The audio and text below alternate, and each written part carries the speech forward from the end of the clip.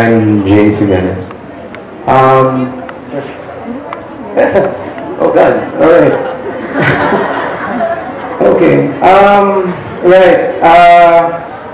of course, good afternoon to everyone, to the organizers. Thank you very much for having me. This is an awesome thing. Conversity, by the way, is my new favorite word. It's a very, very good word. Give yourself a round. Before I go any further, I hope Yana and Mark are still here. You saw them up here earlier. They're young professionals, and they're proof positive, if you needed any, that if you are seriously considering a career in public relations, then you have to exert effort to really look good. Obviously, by that token, I am not a public relations professional. And another thing that I wanted to say about that, I think it was Mark who said, and Diana agreed very prettily, you know, nodding her head like that, saying that PR is the third most difficult job to do. And I was sitting there in front and I was thinking, yeah, third most difficult job, try working for government. Most especially, that would be the second most difficult job in the world, working for government. The first would be working for the COMELEC. You got my joke right away. Good for you. Talapakan niyo nga siya. So anyway, we're talking about PR and politics, and as I was preparing this presentation, I had sort of like a different idea of what this was going to be. So the PowerPoint might not match exactly what I'm going to end up saying. But having warned you of that, next slide please. Public relations, bilang 32 days to go till Valentine's Day. Public relations and politics have always been inseparable. Alright? It goes back all the way to ancient times. Aristotle, one of those old guys, I'm sure you've studied him at some point or another, once taught students the art of rhetoric. Rhetoric being simply the art of convincing people to share your point of view. And next slide please. What is politics really but the art or science, depending on who you ask, of influencing people's beliefs on an individual level or on the civic level. Do you know this guy? Come on, you're PR. Bernays. Edward Bernays. Does the name ring a bell? Yeah. Oh, right, good. And then, for a while there, I thought I might be in the wrong course. Modern propaganda, he says, is the consistent and enduring effort to create or shape events to influence the relations of the public to an enterprise, idea, or group. This is one spectrum of the theory on public relations. This is the side of the theory of public relations that deals or that thinks of public relations really as a means of crafting what you want the public to think, right? So basically this theory, modern propaganda, what he's referring to is really modern public relations. Public relations in the very early part of the century was thought of as a means of creating some sort of consensus or some sort of idea that would be beneficial to the company or to the institution or the organization. Now, the problem with that approach, the problem with that theory is that it's pretty much a no prisoners kind of theory. No, it's very, very cynical to a certain extent. And something that Yana said earlier struck me, that you know, integrity really matters. That what you're trying to do with public relations is to tell the truth. Now that particular formulation of the concept of public relations has more in common with another pillar of public relations, and I'm sure you know this name, Ivy Lee. Yes, right.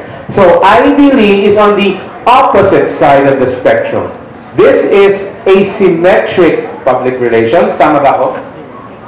And Ivy Lee represents symmetric public relations.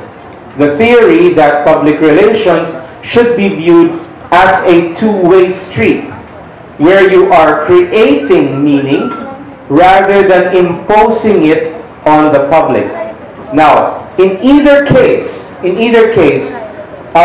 public relations and politics cannot be separated. Politics really is a way of talking to people, and public relations can be viewed as a means of increasing your efficiency in that particular task. Next slide, please. The goals of public relations are pretty simple. All right, you can boil it all down. You can talk all day about all of the things that public relations can do, but at the bottom of it, really, it's all about publicity and credibility.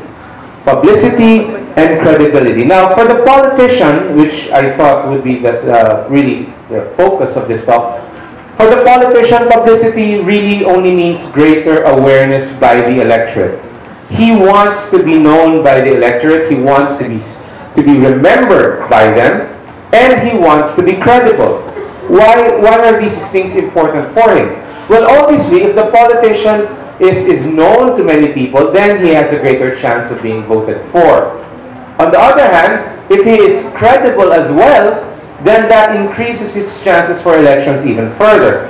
In the reverse, if people don't know that he exists, then he is not likely to end up on the ballot. The credibility, if his credibility is shot, then people are probably not going to vote for him. Now, the second part, the credibility part, is actually gaining prominence nowadays. In previous years, prior to the explosion of both the internet and social media, awareness really was where everyone stopped. You either knew a person or you didn't know a person. But now, with everything being so well documented, every single act, every thought, every facial expression gets captured by the merciless eye of television and retweeted endlessly throughout the universe, credibility has risen to new heights of importance. Now, people will decide to vote on a person, to vote for a person or not, really sometimes depending on his reaction to certain events. Let me give you an example. How many of you remember the impeachment trial of Joseph Estrada? Remember, during that time, there was a huge division between blocs of senators. And one of the most enduring images of that time, and essentially a public relations nightmare for that person involved, was when the vote came in that they shouldn't open the mythical second envelope.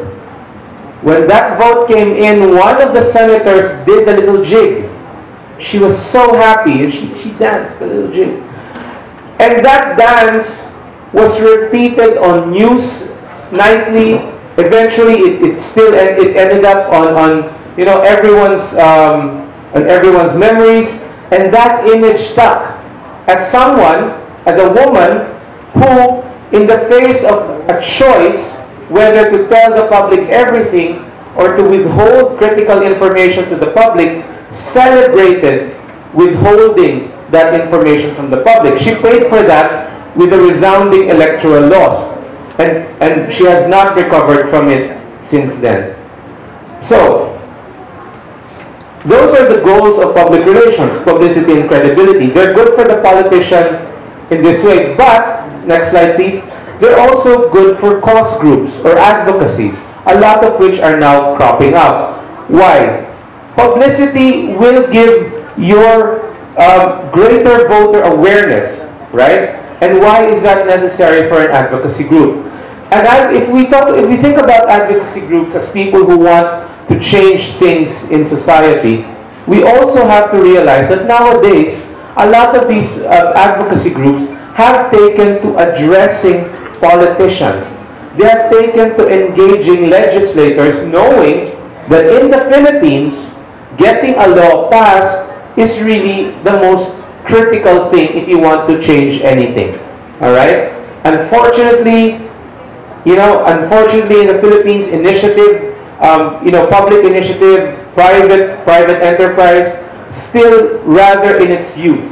All right, we still not able to change so many things just by ourselves. And normally, if you ask someone if they have a great idea, if they have a great and radical idea, the first thing they'll tell you that they need to happen is we need to get a law passed. We need to get a law passed for this. We need to get a law passed for that. It's something that we have to deal with at some point. But for the advocacy groups, publicity will cause greater public pressure on the politicians. All right, and that's very important. Who of you are pro-RH law bill dati? Don't be shy. Batas na yan. No one can change anything anymore. Okay? Who's anti? Again, don't be shy. Okay lang yun. Alright? So anyway, so pro-RH, congratulations, you're very brave. Pro-RH legislators, the RH bill languished in Congress for more than 2 decades. And it was only in the last 4 years, really, that the RH bill gained any sort of momentum and any sort of traction. And that was on the back of a lot of public relations. Alright? PR activities were coming fast and furious for RH. You know, everything from an Occupy eclat, you know, in front of Congress, to purple ribbons, to marches and whatnot, no? And all of that contributed to a lot of public awareness and mounting public pressure on politicians. It got to the point that politicians realized that, you know, we're either afraid of one bloc or we're afraid of another. So a lot of them changed their minds to the benefit of the RH bill. And credibility, on the other hand, will give your cause longevity. Alright? If your cause is just some cause celeb or some, you know, some big fad for the moment, then you know it will disappear very soon. But with good public relations, your cause, the lifespan of your cause, the shelf life, can be extended almost indefinitely. As with the case of the RH bill, for 16 years. So, publicity and credibility are the main goals of public relations, especially in the field of politics. So let's talk about, very, very quickly, public relations tools. There are several tools for public relations. Can we have the slide, please? And I'm sure all of you know all of this by heart, right? So you have the press conference, you have the press release, the publicity event, and the guestings. Now, I'll talk to you about each one of them from the context of the work I do at the COMELEC. Now, the work I do at the COMELEC, I'm a spokesman of the COMELEC. And so basically what that means is I articulate the position of the Commission on various things. That is not a very popular thing to do, all right? Especially when you have a commission that calls gays, well, essentially says that gays threaten the fabric of moral life in the Philippines. Not very nice. And also not very intelligent, if I may say so. Can you imagine? They say that gays threaten the fabric of moral life. I mean, seriously, gays would not threaten the fabric of anything. Gays love fabric. Peace. So, let's talk about the press conference. We do a lot of press conferences. Slide, please. Okay, we do a lot of press conferences, and really the upside of a press conference is that it allows you to control the agenda. Obviously, kung ikaw ang nagtawag ng press con, then alam mo kung anong pag-uusapan. You can line up all of your support. You can line up all of the people who believe as you do, and you can put them in front of the media. On the other hand, it is very easy to overuse. When you start going into the professional field, now when you start working as PR, one of the first things you'll notice is that your bosses love this word, press conference. They love that. They love press conferences. everything that happens, press con natin yan, i-press con natin yan. The problem is that you will come to a point of diminishing returns. Alright?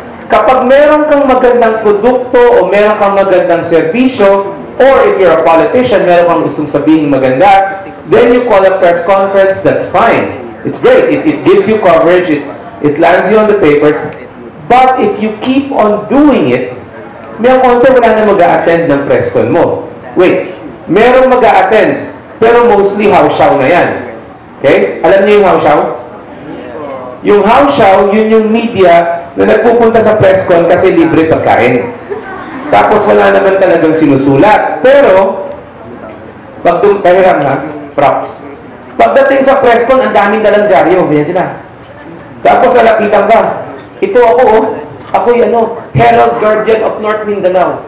Meron siyang isang dyaryo, papakita niya sa'yo para papatunay niya na siya ay media. Pero pag hinanap mo, wala naman talaga. Now, some of you will start out in the PR field as maybe media coordinators or media handlers.